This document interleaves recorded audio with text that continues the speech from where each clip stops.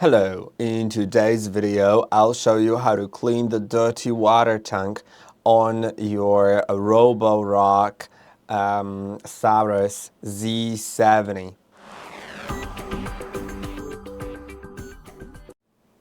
There are two water tanks on your device. One of them is the clean water tank. Both of them can be removed by pulling them out from the top of the device. On the right side, there is the clean water tank. It's marked by this symbol. And this is the dirty water tank.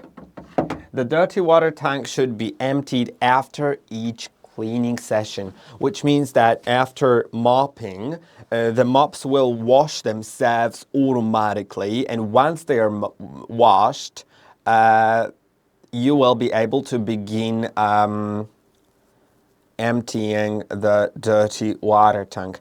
And you should do it after each cleaning session by simply opening the latch and removing the liquid from the inside.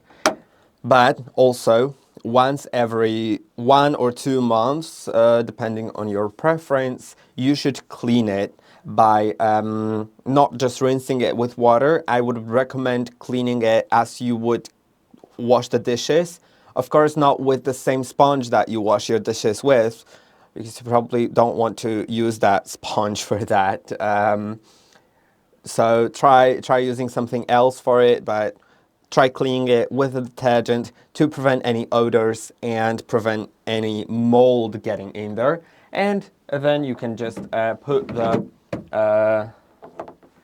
the water tanks in there. By the way, the clean water tank should also be cleaned every 2 months in a similar way and filled with water when needed.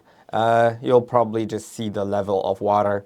So if you need to do it every task, then you can do it every task. If you need to do it less frequently, you can do it less frequently. And I hope that this video was helpful. Don't forget to like and subscribe, and I'll see you in the next one.